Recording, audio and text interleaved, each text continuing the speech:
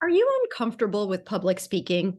And by public speaking, I don't mean giving a keynote address at a conference, but sharing your ideas in a meeting or presenting your work to others. Public speaking can be a powerful trigger of self-doubt for many reasons, but it doesn't have to be. This week, I talked with Amanda Tobe, an organizational psychologist who's on a mission to help professionals override fear and pursue careers they love. Here we explore the fear of public speaking and what we can do to better trust ourselves and show up more confidently in these situations. Thank you so much, as always, for listening. Welcome to the Impostor Syndrome Files. My name is Kim Menninger, and as an executive coach and former high-tech leader, my personal mission is to help professionals overcome imposter syndrome so that you can advance your career with confidence. Each week, I interview a new guest who brings a powerful perspective to this conversation, including personal stories, best practices, and new insights.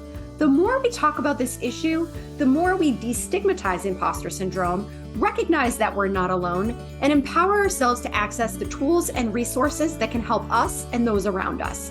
Thank you so much for listening and for sharing with others you think would benefit from this conversation.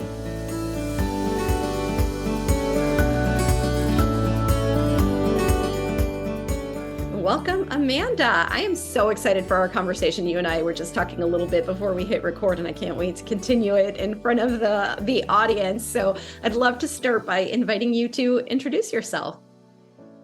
I'm really excited to be here today, Kim, to talk to you about imposter syndrome and hopefully public speaking as well. So my name is Amanda. I'm an organizational psychologist. I am Toronto-based. I'm a mom of three. I have my own private practice where I aim to deliver career-focused psychological services. And I also have a personal mission to help professionals override their fears in pursuit of a career that they love. I really believe that people deserve to love what they do for work and to feel good while doing it. And so I really think that it's important that we help people kind of get outside of their comfort zones, learn to override those fears, and just learn to show up as their best selves at work. So I want to dig in a little bit just to what you mean by career-focused psychological services, because I think sometimes when we think of psychological services, we think of mental health and life stuff, not necessarily career stuff. I think that we have drawn this many of us anyway, have drawn this line, even though it's not really realistic, between our lives and our careers. So what does that mean? Psychological services that are career focused. Yeah, for me, it was an area that I really felt like was missing. I'm a licensed organizational psychologist in Ontario. And so there's not many of me who are licensed within my province. But I wanted to be able to provide services that were more focused on people's self-confidence issues within the workplace. So the types of issues that I would see would be things like people who are struggling to navigate a career search. It would be things like people who are struggling with the fear of public speaking, with just feeling self-confident at work, whether they're in team meetings, feeling like they're assertive or not. So it really shows up in a lot of different ways. But I would say that the main focuses within my practice would be things like the fear of public speaking, navigating a career pivot or career search process, and then just overall general self-confidence. I love that you tie the confidence piece to these very specific things, because this is very similar to what I see a lot. And I'd love to zoom into the public speaking piece that you and I started talking about earlier. And just really, before I go any further, I really want to hear your perspective on what public speaking means, right? Because I think we all define it a little bit differently, and what some of the common challenges are around it. So when I refer to public speaking and the fear of it, and specifically in the work that I do, it could mean that you are participating or leading a team meeting or presentation. It doesn't have to mean that, again, you're doing a keynote, you're up on stage, you're leading a conference presentation. I also work with people that are also working on those types of goals, like where they're looking to feel more comfortable and confident up on a stage. But it can also just mean that you're wanting to feel more authentic and present at a team meeting. So I really just wanted to share that this doesn't have to be something that's within a performance-based situation or like a traditional public speaking situation, I should say. Yeah, and I'm really glad that you expand the definition that way because there are certainly people who want to be on stage, right? And certainly people who's by virtue of their job have to lead those types of presentations. But for the most part, it's the everyday experience of sharing ideas or presenting information or just communicating with others in a group setting that can be really challenging if you struggle with confidence issues, if you're not necessarily feeling safe in the room. And so I'd love to hear more about what you see getting in the way of that more natural, more confident communication. So fear is a big part of what I talk about in my practice. And so whether that's, again, people navigating the career search process or public speaking, but the most common fears that I would see would be things like a fear of having power, a fear of losing control, a fear of failure, a fear of negative evaluation. So as you can see, there's like 4 fears potentially wrapped up into one person's experience of public speaking.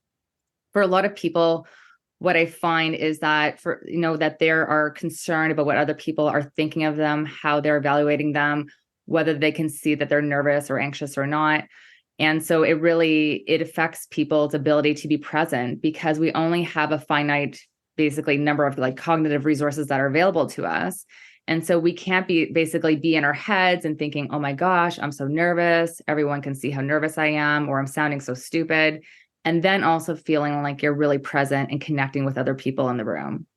People know the difference. Most people know the difference when I'm just being completely present versus if you're feeling like you're occupied.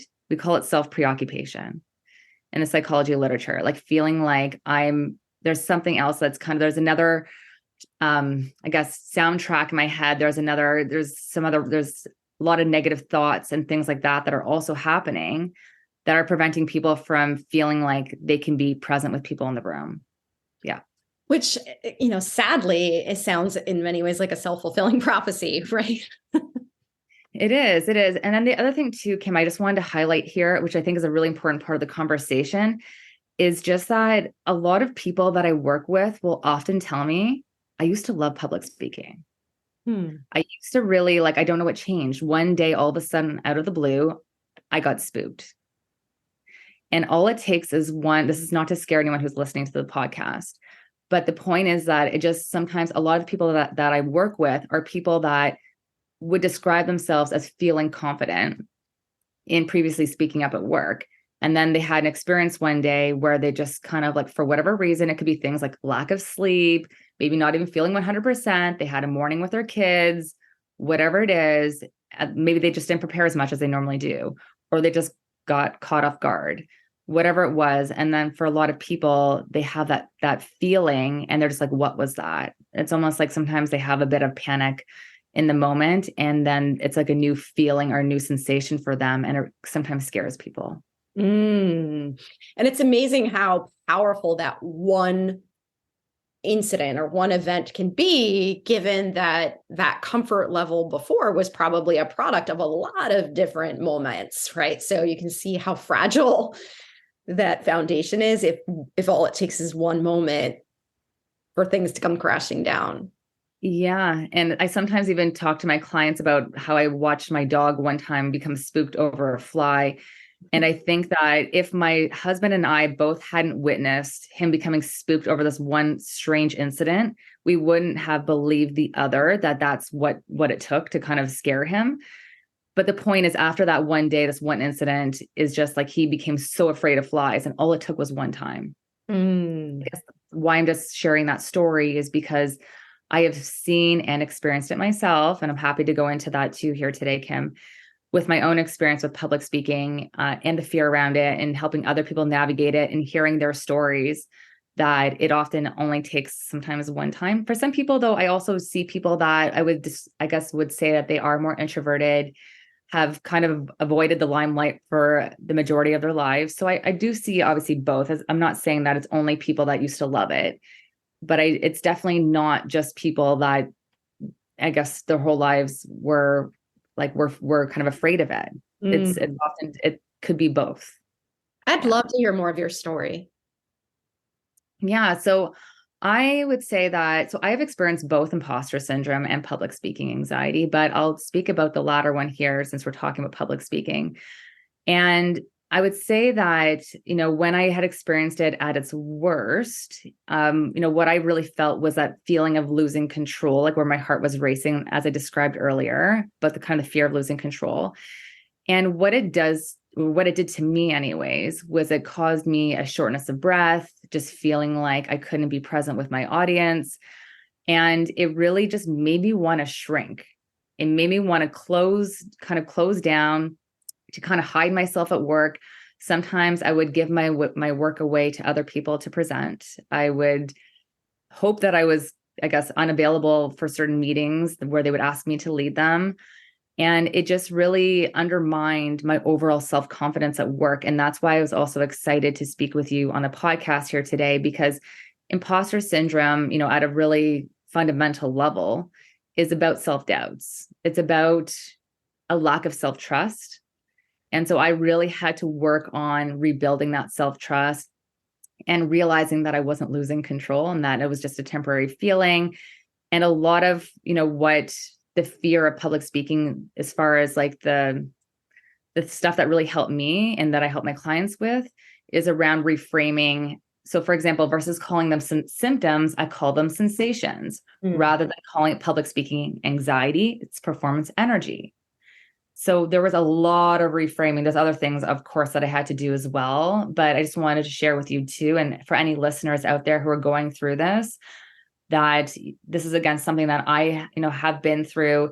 I would no longer describe it as a fear anymore today. Do I get nervous? Of course, I still get nervous. I think some of the most seasoned speakers in the world get nervous. It's just not a fear anymore that's going to prevent me from showing up.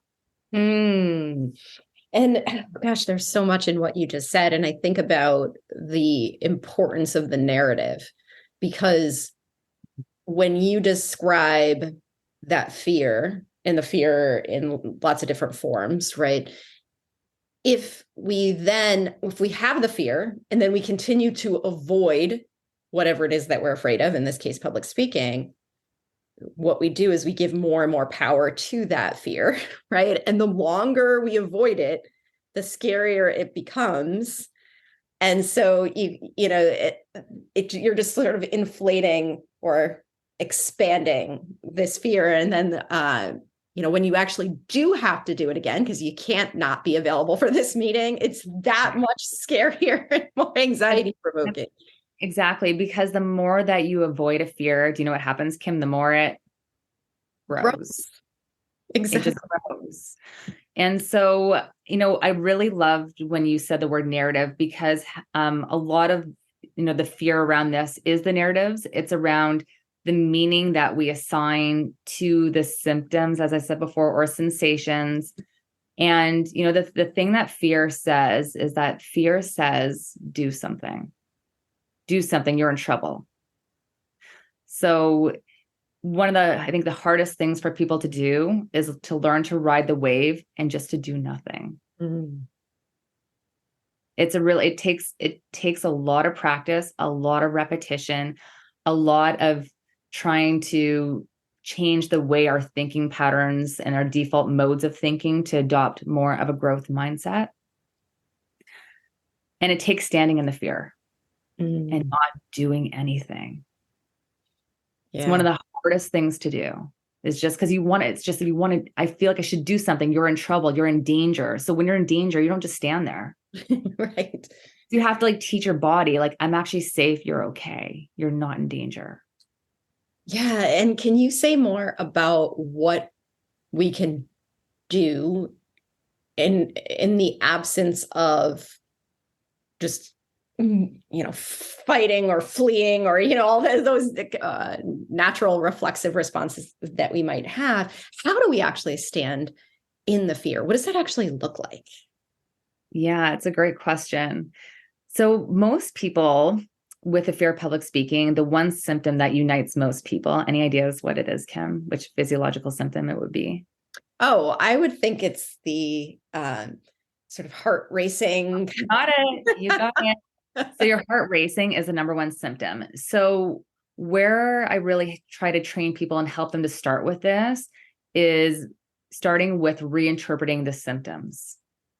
So just noticing that your heart is racing. So I pull from mindfulness a lot, like the mindfulness literature, learning to detach. So for most people, when that heart starts to race, it's like, oh, bleep, oh, shoot, heart is racing. And it's like this, like, oh, no kind of response where we need to kind of retrain ourselves to be like, oh, my heart is racing. That's interesting.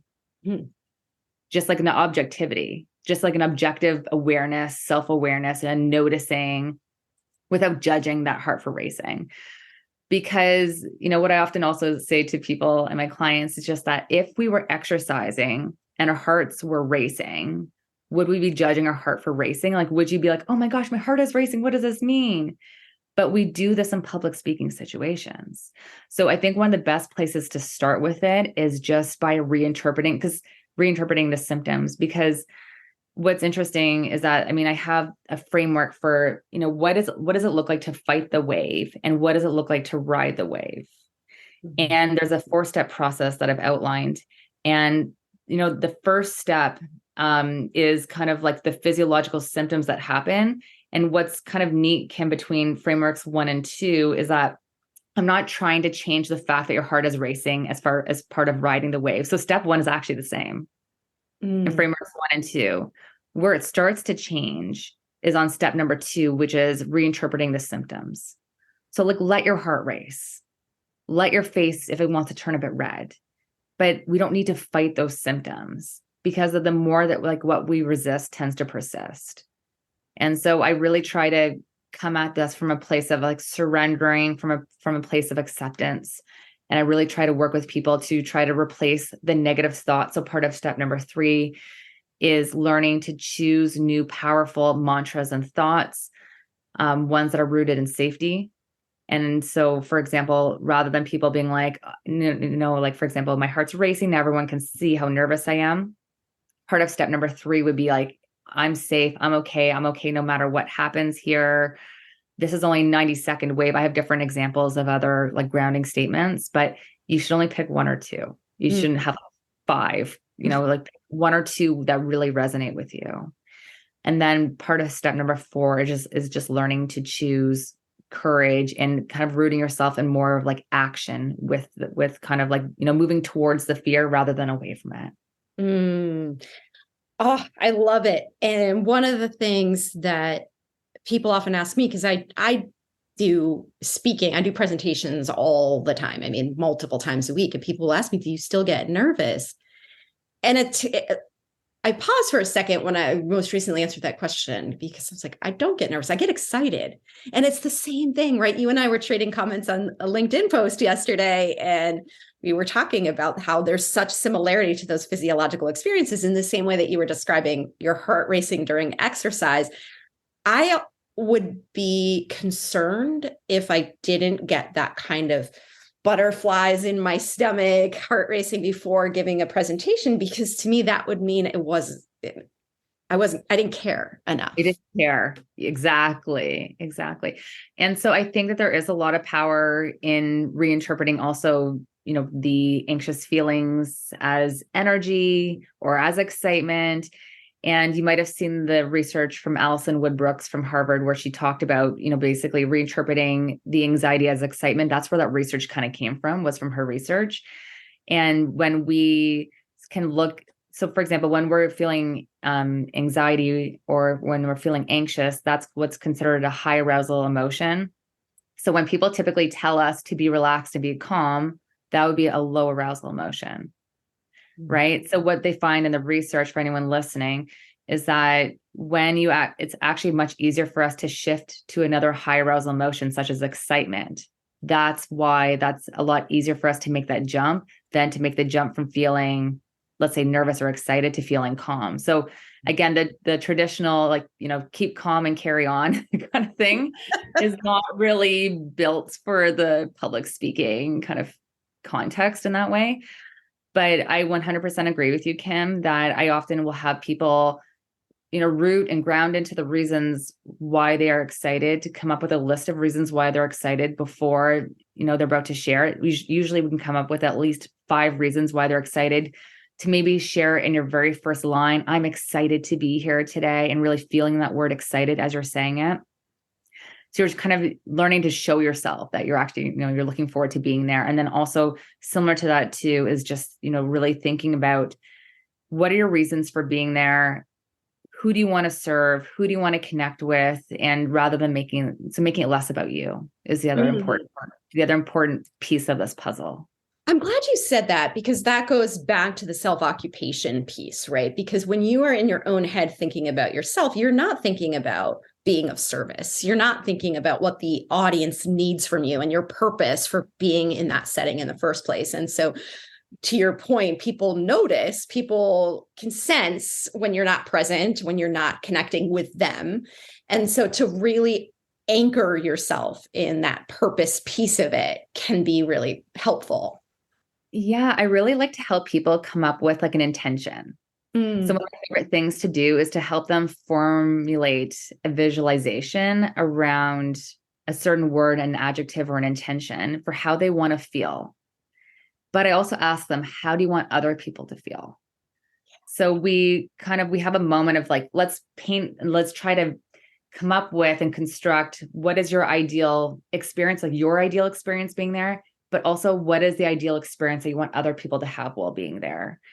And so sometimes they'll pick words like, authentic and present, but the common word that people most often pick, Kim, is confident, which is an okay word, but I feel like the word confident for a lot of people is a very loaded word, meaning that it has a lot of like social construction and social learning behind it, where it's a very performative based word for a lot of people. Yes. So I actually encourage them to pick other words that they can kind of own that meaning a bit differently and shape that meaning. I love that, because you're absolutely right. I think we have a certain connotation of what confidence looks like. And if we don't feel like we are confident, then that does feel performative to show up that way, as opposed to like, maybe this isn't the best alternative, but I really try to talk about it in the form of self-trust, as you described it, because one of the things that I think about a lot when it comes to the kind of public speaking that we're talking about is that many of us can point to that moment where things shift, like you said, of like, I was comfortable and then I wasn't because something bad happened. However, what often happens then is that we magnify that moment in a way that makes us think in very binary terms. Either I have public speaking skills or I don't have public speaking skills, right? As opposed to recognizing that there are moments in my life when I'm a really effective communicator, when I'm on fire, when I feel really comfortable with my message and I'm influencing people and people are feeling connected to me, and times when I'm in my head and I'm nervous and I'm not having the effect that I want to have. And so it's not about losing your skills in certain situations, right? And so I think that's really important to keep in mind, is if you can do it in one situation, then you can do it. You have the skills. It's something else that's happening in another situation that's tripping you up. Yeah. And so the way you're describing that as being binary just reminded me of like a fixed mindset. And so one of the places where I have to work with people on, with this is that to develop more of a growth mindset where they can give themselves permission to grow over time, to say over time, I can learn to become better at this, rather than to say, I'm not good at public speaking. I can't do this. I don't want to do this. So when we come at any speaking situation with that set of beliefs, it really just lends itself to more of a negative situation just from the get-go, by virtue of saying, I can't do this. I don't want to do this. Who would want to do it if you had those kinds of beliefs and an attitude like that towards it, right? So we really have to work on starting to give ourselves permission to make mistakes, to take some risks, which is actually what self-confidence is all about too. It's all about like this belief that I'm going to be okay no matter what. So even if the consequences or the outcome of me not, I guess, performing the way that I want to, even with those consequences, it's like this inner knowing that I'm still going to be okay no matter what. This doesn't take away from my past accomplishments, my credibility, and most importantly, my self-perceptions. And so when you talk about some of this reframing and how we essentially talk to ourselves or reinterpret the experience that we're having. Are there certain practices that you recommend? Because I can imagine people thinking, gosh, that sounds like a lot of work. Or, how do you structure this so that you can use it in the moment? Because I think sometimes too, there's the difference between sort of the intellectual understanding of some of these concepts, but then once they get on the quote unquote stage, whatever that means, everything flies out the window. So a couple of things here, Kim. The first one is that there is no magic pill. I feel like everyone wants the magic pill. They want the quick fix. They want the two things. But it's also much like reading a book where, like, for example, when one person reads a book, they will draw out certain insights. Whereas when someone else reads a book, they'll kind of come up with different things that impact them differently, right? So it is a process. It is a process. I guess that's the first thing. It's a process of figuring out what works the best for that specific individual. And so there is an assessment that I go through with people to kind of figure out, what is most concerning for them, where I dig into the cognitive symptoms, the behavioral ones, the emotional ones, and the physiological ones. So I really kind of paint a full picture of it. But I would say, to answer, at least in part, your question, it's the pre-work, which I think that people, they're looking for what can I do in the moment? Give me the quick two things that I can do in the moment. But a lot of this starts the months and the days. And it's like, this is like the way we have to kind of train ourselves and our self-confidence every day, not just kind of saving it for the one or two presentations that you have during a year.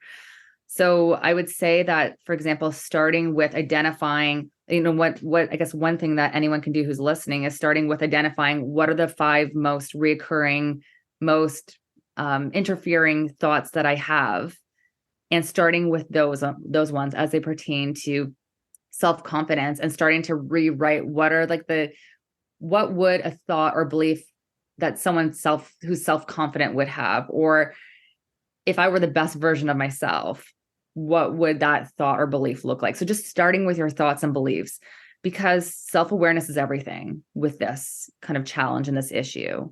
And I often say that self-awareness is the gateway for behavior change, because it really does start with that. So do you know Viktor Frankl? Is that all, Kim? Do you know? Oh, yeah. Yeah.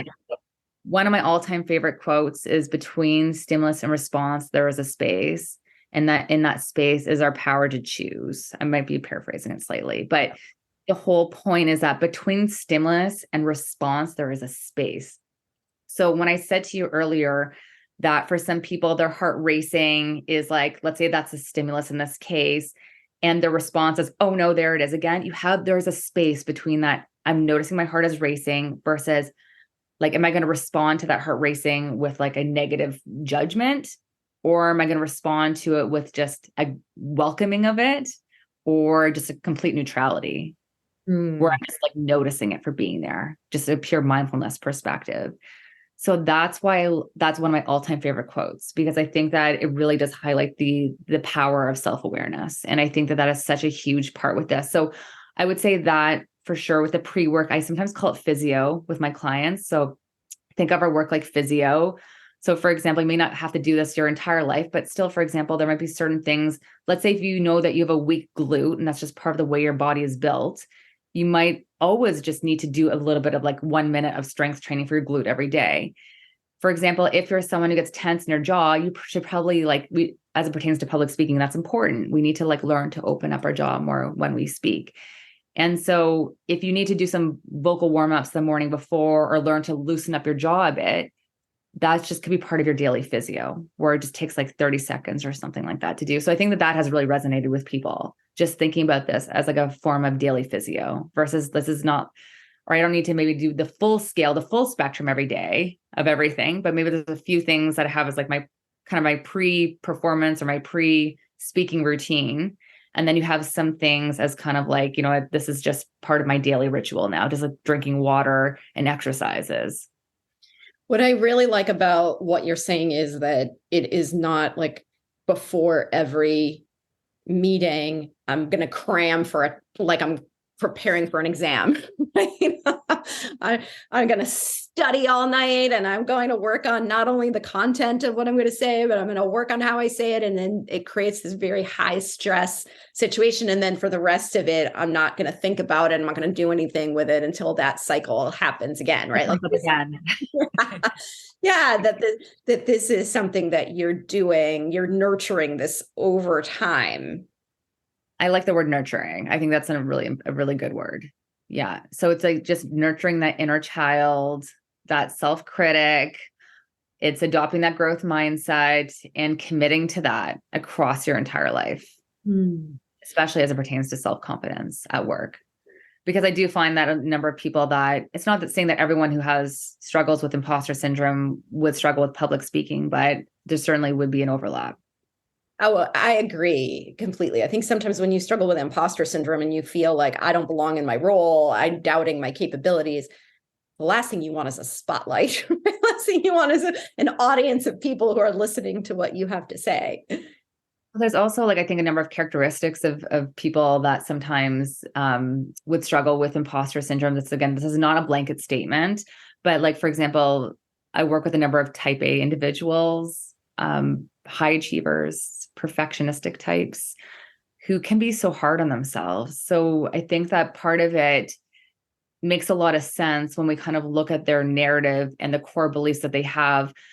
A lot of these people too they tend to think that they need to overcompensate for their perceptions of not feeling like they are enough or knowing enough, of their self-doubts. So they also tend to overcompensate as they prepare for public speaking. And so one of my other favorite areas that I really help people around is, what are the other secondary goals that you have besides just wanting to gain public speaking self-confidence? So what I mean by that is that oftentimes people who have the fear of public speaking will lose a lot of sleep the night before a presentation.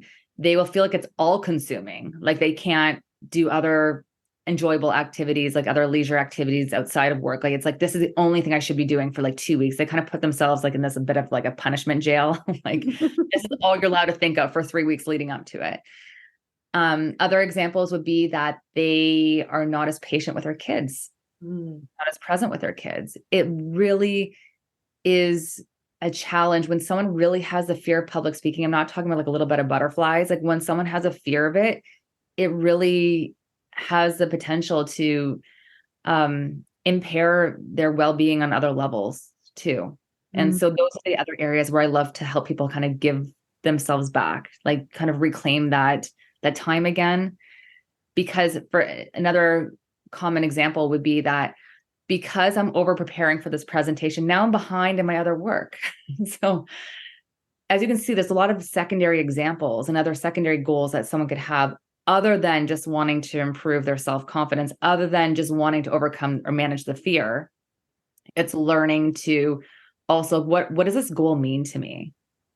Yeah. Just kind of linked to Atomic Habits. I love James Clear, and his work around habits, because one of the most important things to do when identifying any goal or habit is knowing why. Why is this important to me? What do I want to gain out of this? Maybe besides the actual goal itself, why else is this important to me?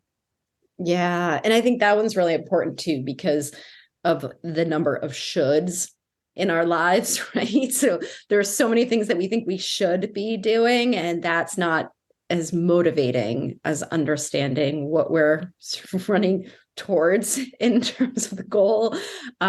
So I think that's a really important piece to reflect on too. Am I committing to this, or is this a goal that I genuinely have, or is this a goal that I feel like I should have? Right. We put a lot of pressure on ourselves. But one place, for example, where to start. So the message, by the way, isn't that we shouldn't be preparing for presentations. That's also just not the message here. But people know when they have gone to the nth degree to over prepare. So I usually will have them start with handpicking certain slides. Maybe we start by picking 3 slides out of your presentation. Depends obviously how long it is, but let's start by picking a certain amount of time that you're speaking, or maybe we pick the middle portion. So we start to work towards, what are can we give yourself some more flexibility? Where are the opportunities for building self-trust in this? So I try to work with them to start to pick, what are some of those places where you're willing to feel a bit more bit more risk within the presentation or the meeting or whatever it is that you have coming up. It also could be a wedding. It could also be a toast. There's many other places too outside of the workplace where we're also engaging in public speaking that are also anxiety provoking for people too. But the point is, where are the opportunities for you to build the self-trust? Because like that's the difference between someone who's just kind of surface level hacked this versus someone who's really tried to tackle this at a deep seated level, is really when, again, it's not just the person who's, as you said before, Kim, showing up the night before trying to cram for this versus someone who's like committed to this daily nurturing as part of their life. And the action piece is so important too, right? Because when I listen to what you're saying, I'm also thinking about how many opportunities there are to practice along the way in lower stakes settings. There are a lot of people that I work with that are really intimidated by board meetings or by meetings with people who are more senior than they are. And that's to be expected, but there's a lot of opportunity to play in that self-trust space that you're describing in meetings with your own peers, or meetings that are maybe just a little bit intimidating to you, so that by the time you get to the board meeting, you've already integrated a lot of what we're talking about. Yeah, a couple of things on that, Kim. One is that it's always a good idea to know your situational triggers. So for example, as you kind of said, for someone, it could be like, oh, this is a board meeting. So again, it's so interesting to hear the stories we tell ourselves, like being a board meeting versus a podcast, whatever it is. The second thing, though, is just to construct what we call an exposure hierarchy in psychology. So it basically, if you picture a pyramid, at the base of the pyramid, you would have the situations that are least threatening or least anxiety provoking, least intimidating for you. And then you basically construct this hierarchy. So where you rank order them and work your way up to the top of the pyramid, where you would have the situations that intimidate and would, I guess, let's say, are the most anxiety provoking or most challenging for you. And so I think you're just starting to outline that. And so one of the other things too, for anyone listening, is just to get really creative there are so many different places that we can create exposure moments for ourselves. So one being on LinkedIn, even if you were to post an article on LinkedIn. So Kim, I can tell you a lot of people are super nervous about sharing their opinions on LinkedIn. So for a lot of people, by the way, just the fear of public speaking is also just a fear of being seen. So you might be like, what does posting LinkedIn have to do with public speaking? For a lot of people, it's just like this fear of being seen. And for a lot of people too, the thing we haven't talked about yet today is just that the fear of public speaking often comes from an unwillingness or a fear of feeling certain emotions. So the feeling embarrassment is the number one feeling that also unites a lot of the people with public speaking, is that they really struggle with, like, there are certain emotions for all of us that are really hard for every single person, right? And so for people with the fear of public speaking, embarrassment is just one that's really hard for them. So that's why I was just mentioning about LinkedIn, but getting really creative with this is really important. So it could even mean posting an Instagram story. I mean, anyone can really do that. It doesn't have to mean that you are necessarily in a workplace situation. You could host like a little Eventbrite where you teach your family and friends how to make a recipe. I don't know. It could be anything like that. And so I think that we just have to get really creative with it and start to look for opportunities where you can actually populate that hierarchy. I love that. I love not limiting the practice to the workplace, because communication, like we're talking about, happens everywhere. It's not just in the boardroom or in a meeting. 100%. And I think a lot of it is just from like people's fear of like, being seen and what that means to people and that vulnerability. Yeah, I think that's a really powerful way to describe it.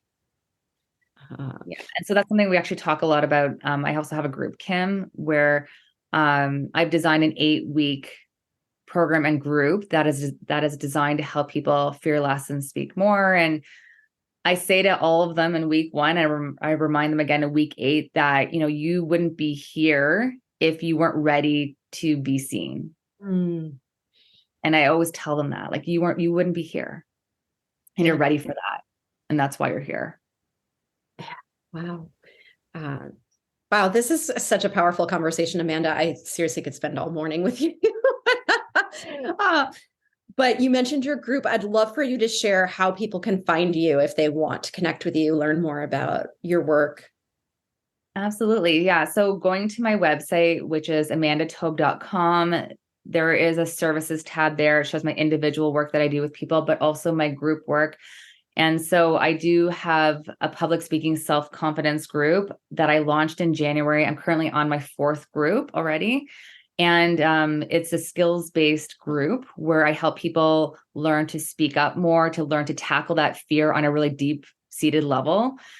And I pull from many different schools of psychology, many different strategies and tools that I integrate over this 8-week period. There are breakout rooms. It's an amazing opportunity. It is limited to Ontario residents only at this time, but there are a number of webinars that I will be offering in the future. And there's other ways for you to also engage with me and my work. So just feel free to reach out to me on Instagram, which is just at dr.amandatobe, or again, find me over my email on my website. And if you're interested in learning more about the group, or even just checking out the blog. So the other thing too, Kim, is I put a lot of attention and energy into building blog posts, because I also believe that there should be a space, a DIY space for people.